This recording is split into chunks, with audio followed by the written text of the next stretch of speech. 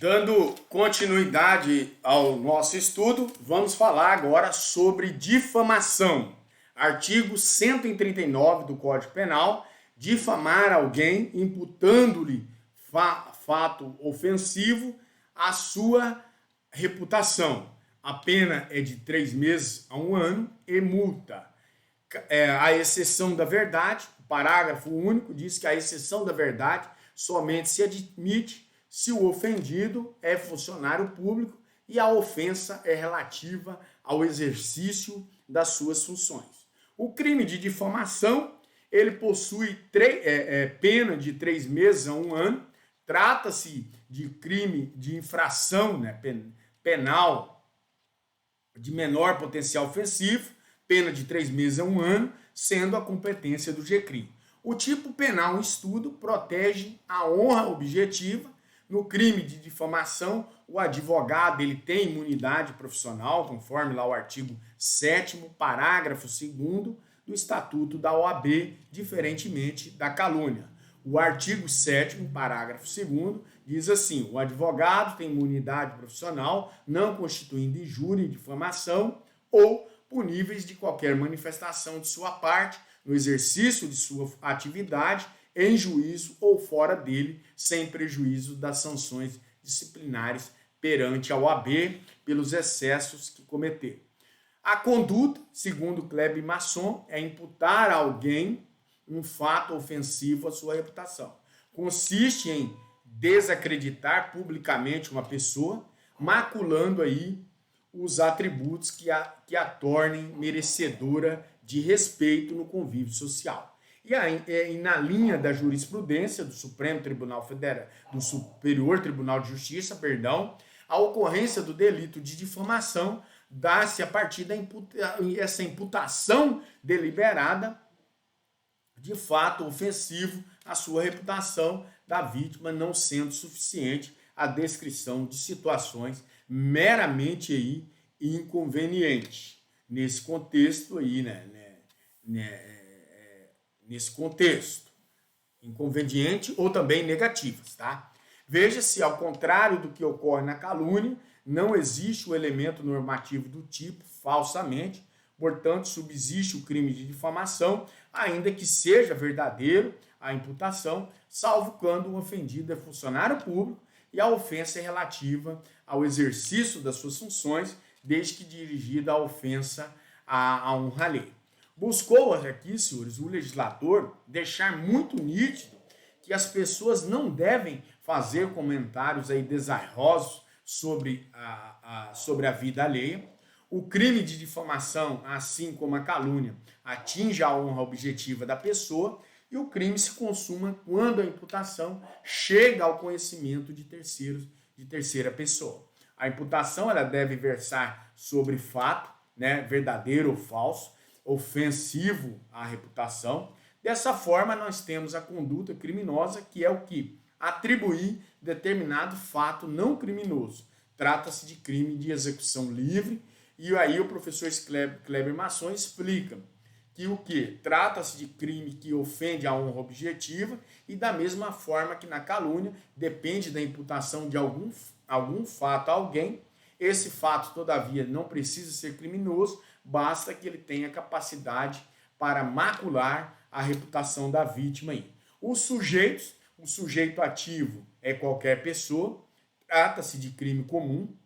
Uma observação que eu vos faço é o advogado, ele tem imunidade profissional, Quanto ao sujeito passivo, é qualquer pessoa, trata-se também de crime comum.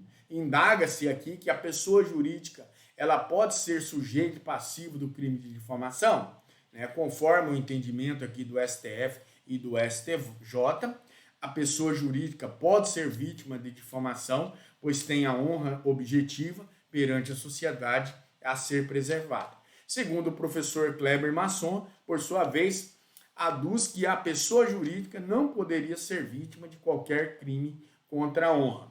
A voluntariedade, o crime de difamação, ele é punido a título de dolo, sendo imprescindível a intenção do agente em ofender a honra objetiva.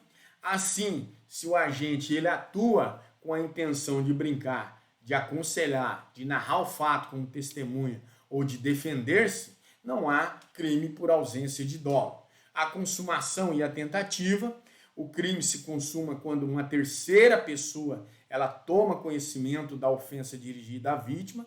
E segundo o professor Rogério Sanches, né, o crime ofende a honra objetiva e, assim sendo, consuma-se no momento em que terceira pessoa toma conhecimento da imputação desonrosa. A tentativa ela pode ou não ser admitida, dependendo do meio de execução. Né? O delito é unissubsistente, exemplo, ofensa oral é plurissubsistente, exemplo, difamação por escrito, como na carta ofensiva que se extrai aí.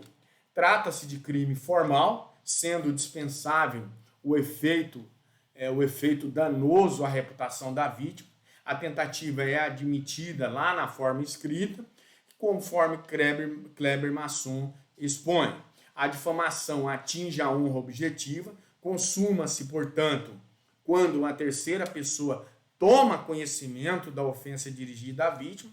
A tentativa pode ou não pode ser admitida, dependendo do meio de execução. A difamação verbal é incompatível com a tentativa, nesse contexto. Na forma escrita, contudo, é possível o conatus, exemplo, um bilhete contendo imputação ofensiva à honra alheia que se extrai. A exceção da verdade, aqui nesse contexto, em regra, não se admite a exceção da verdade, né, no crime de difamação, pois pouco importa se a falsidade da imputação não funciona como elementar típica. Excepcionalmente, entretanto, o legislador ele autoriza nos casos em que o ofendido é funcionário público e a ofensa é relativa ao exercício das suas funções. O artigo 139, parágrafo único, diz que a exceção da verdade somente se admite se o ofendido é funcionário público e a ofensa é relativa ao exercício das suas funções. Sobre a difamação, nós vimos aí, né, aqui agora, que a pena é de 3 meses a 1 ano. O parágrafo único admite-se, em regra, não admite-se a exceção da verdade, a exceção é que se admite somente se for funcionário público no exercício da sua função, porque está se colocando em xeque aqui a administração pública. Então, por isso que é admissível. A conduta é imputar a alguém um fato ofensivo e a sua reputação. Paramos agora nesse bloco, voltaremos no próximo bloco com injúria e todos os nuances sobre a injúria, tá certo? No mais, eu aguardo os senhores para nós tratarmos aí do crime sobre a injúria.